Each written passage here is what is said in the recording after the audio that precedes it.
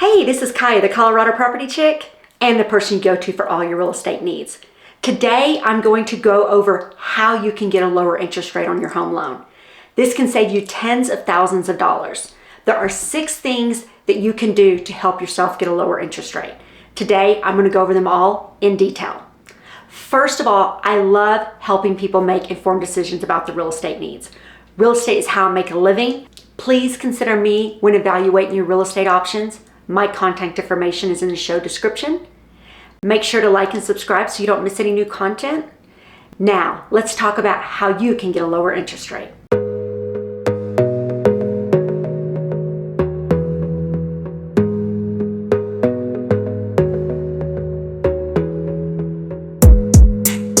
There are 6 things you can do to get a lower interest rate. Choose the best loan program for your situation. Improve your credit scores, put more money down, shorter loan terms, seller paid buy downs, or you can pay discount points. It is important to choose the best loan program for your situation.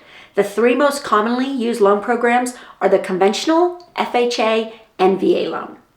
In most situations, VA loans are going to have the lowest interest rate and at the lowest cost, with FHA coming in second and conventional loans come in last, with typically having the highest interest rates. Don't let the lower interest rates fool you. This is only one part of your monthly mortgage payment. To qualify for a conventional loan, you need to have around a 660 credit score. A conventional loan is best designed for those people who have a 700 plus credit score and with lower debts compared to income. Minimum down payment is 3% for first-time homebuyer, 5% for non-first-time homebuyers. A major feature of a conventional loan is that the mortgage insurance falls off the loan once 20% equity has been reached. Also, most investment properties and second home purchases use this type of loan program. Even though you may be able to qualify for a conventional loan with a 660 credit score, it may not be your best option. If you have below a 680 credit score, I would advise against a conventional loan because of the high cost of the interest rate and the mortgage insurance. Let me give you a couple examples. With a 660 credit score, the interest rate for a conventional loan is going to cost around 0.70% more than the FHA option. For a $400,000 purchase, this is an additional $2,800 expense, and for a $726,000 purchase, this is around a $5,100 additional expense. Now let's get to the mortgage insurance. With a 660 credit score, the mortgage insurance on a conventional loan is around 1.22% compared to 0.55% for an FHA loan. This is a huge difference. For a $400,000 purchase, you'd be paying an additional $223 a month just on your mortgage insurance. For a $726,000 purchase, you'd be paying an additional $405 a month, once again, just on your mortgage insurance. And this is not total mortgage insurance costs. This is in addition to the mortgage insurance. As you can see, a conventional loan would not be the best option for a borrower with a lower credit score. An FHA or VA loan would be a better option. FHAs have lower credit score requirements and higher to debt income ratios than a conventional loan. Lowest credit score allowed is 580. This type of loan is best for those borrowers purchasing a primary home with a 580 to 680 credit score or have higher debts compared to their income. Minimum down payment is 3.5% for all borrowers. This loan typically has a lower interest rate than a conventional loan due to the lifelong mortgage insurance. FHA does charge a one-time upfront mortgage insurance premium of 1.75% of the loan. This typically is added into the loan and financed. The mortgage insurance will stay on the loan for the life of the loan if 10% is not put down. With a 10% down payment, the mortgage insurance will fall off after 11 years. A few days ago, the feds announced that they are lowering the FHA mortgage insurance by 30%. This is a huge saving. It is effective March 20th, 2023. To get an idea of the mortgage insurance cost, you take the loan amount and times it by the mortgage insurance amount and then divide by 12. This will give you your monthly mortgage insurance amount. An example, $400,000 purchase, the loan amount would be $386,000. You times it by the 0.0055, you get $2,123, you divide it by 12, you're going to have $177 a month mortgage insurance. And you do the same thing for a $726,000 home, which will come out to around $321 a month. A VA loan typically offers the best rates at the lowest cost. To qualify for a VA loan, you must be a veteran. You can be on active duty or retired. A VA loan requires a minimum score of 580. No money down, no monthly mortgage insurance, flexible debt to income allowances. This loan does take into consideration other debts such as electricity, phone, insurance, you get the idea, and the number of dependents. Depending on a veteran's status, an initial funding fee may be charged. This can be financed into the loan. 100% financing, first time use is 2.3% of the loan. Second time use, you're going to be charged 3.6%. If you put down a 5% down payment, your funding fee drops to 1.65%. 10% down payment, it drops to 1.4%. Also, disabled veterans may get discounted property taxes depending on the state. Picking the best loan program for your situation is important. Loan programs in combination with credit scores and down payment amounts can make a huge difference in your pocketbook, short-term and long-term. Interest rates are mainly based on your credit score and your down payment, but other factors such as price point and location of the home can also play a part in determining your interest rate. Credit scores play a big part in determining your interest rate. The higher the credit score, the lower the interest rate and lower the cost. To understand how your credit score affects the rate and cost, it's important to understand the credit score brackets. All three loan programs, rates or the cost of the rates, are based on the credit score bracket your credit score falls into. For each credit score bracket, there can be a difference of rate or cost between 1.25% or 2.5%. That's a huge savings or a huge cost. These are the credit score brackets. As you can see, they are in 20-point groupings. So 580 to 519, that's typically for FHA and VA. As you can see, looking at these credit scores, once you reach 680 or above, it's more conventional, and then there's a few clusterings for the VA. So if you have a 702 credit score, it affects your rate the same as if you had a 718 score. Both of these scores are in the same bracket. Or if you are working on your credit, trying to get it up by 10 points, it may not make a difference depending on where your credit score is. FHA loans have three credit brackets. Typically, the cost difference or the rate difference varies between 1.25% and 0.25%, depending on your credit score and the market.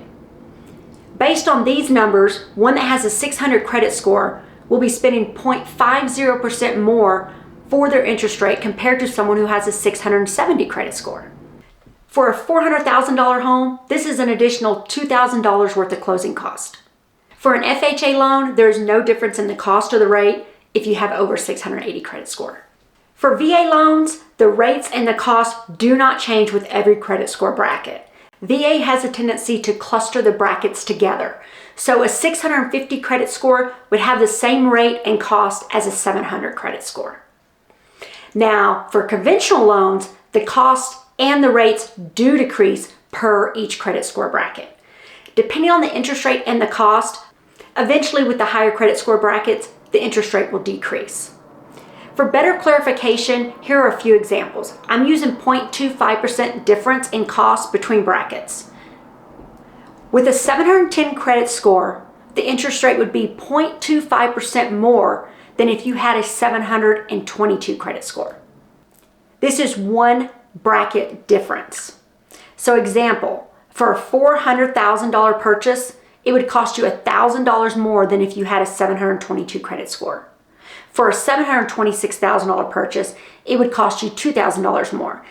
This cost is for the rate, and this is a one-time fee included in your closing cost. If you had a 710 credit score, the interest rate would cost you 0.75% more than if you had a 772 credit score. This is a difference of 3 credit score brackets. So example, a $400,000 purchase would cost you $3,000 more than if you had a 772 credit score. A $726,000 home purchase would cost you $6,000 more. For conventional loans, another big benefit of having a higher credit score is lower monthly mortgage insurance. Mortgage insurance is based on the down payment and the credit score. Keep in mind that it's not always the cost of the rate that decreases due to the credit score. Depending on the market, the rate itself can decrease. So as you can see, having a lower credit score can cost you more money and cause you to have a higher interest rate, which is long-term additional cost. Now let's go over how the down payment amount can affect your interest rate. For a conventional loan, the down payment amount can make a big difference in your interest rate, the cost of the rate, and your monthly mortgage insurance amount. For down payments under 20%, it's typically better to put down 10 to 15% as these have the best rates. For a down payment of 20%, the rate may cost a little bit more or be about the same as the 15% option, but you eliminate your monthly mortgage insurance. To get the best rate, you need to put down 25% or more.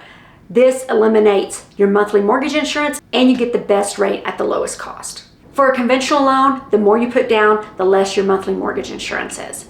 These are a few examples based on the rates from a few days ago. As you can see, for each 5% you put down, the mortgage insurance drops by half. For FHA and VA loans, putting down more money doesn't really affect the cost of the rate or the rate itself. For FHA loans, if you put down more than 10%, the mortgage insurance will fall off after 11 years. For VA loans, if you put down 5 or 10%, it lowers your funding fee, which is an additional savings. Now, let's go over what shortening your loan term does for your interest rate. For a conventional loan, if you were to lower your 30-year to a 25-year, there's really no savings and no difference. In order to get a benefit from a shorter loan term, you need to at least do a 20-year loan term. A 20-year loan term decreases the cost of the rate or the rate by 0.25% to 0.35%. Also, your mortgage insurance decreases. For a 15-year loan term, your rate or cost of the rate will decrease by 1.25% to 1.625%. Once again, your mortgage insurance also decreases. For FHA and VA loans, shortening your loan term really is no benefit to the borrower. These programs will force you to get a lower rate, but at a regular cost. So basically, you're going to pay a high cost for the rate, and it's going to be included in your closing cost. So there's no benefit to you. For a conventional loan, there is a benefit, and it may be worth considering if you can afford the higher monthly payments. Now, let's talk about seller buy-downs and how these can affect your interest rate. Many people have not heard of seller buy-downs because they are not always offered, and many lenders do not offer them. A buy-down is a type of mortgage that starts out with a low interest rate and rises over the next several years until it reaches its permanent rate. An example, a 3-2-1 buy-down. The first year, the interest rate is reduced by 3%. The second year, the interest rate is reduced by 2%. The third year, the interest rate is reduced by 1%. There are also 2-1 buy-downs. The first year, it's reduced by 2%. The second year, it's reduced by 1%. After the buy-down period ends, the interest rate goes back to the original rate for the rest of the loan. These type of buy-downs are offered by sellers to help make the sale of their home more enticing to buyers. The kicker with this type of buy-down is that the seller has to pay for it. There's a few ways around this. So either the seller's offering it and you find a house where they're offering this and it becomes part of the contract, or you can bring it up and negotiate it into the contract. Another good thing about these buy downs is it'll give you a few years of lower interest, which means lower payments. And if you don't have a prepayment penalty, you can refinance if the rates drop. So this could be a win-win. Another way to get a lower interest rate is to pay discount points. Discount points does not mean you're getting a discount. What you're doing are paying points, which is a percentage of the loan, to discount your rate. They're called discount points. So example, a $726,000 home loan, interest rates came back at 7.25% par. Par means this is the rate you get at no cost, but you want a 6.5% interest rate. So in this example, you would have to pay $5,830. It'd be a one-time fee, and you would have 6.5% interest rate for the life of your loan unless you refinanced it or sold the home. This initial investment could save you thousands. As you can see, there are a few ways to get a lower interest rate. A lower interest rate, even if it's only by 0.125%, can save you thousands of dollars over the life of your loan. When you purchase a home, I hope you can use these tips to save yourself a lot of money. And of course, call me. Make sure to like and subscribe so you don't miss new content. Hope to see you soon.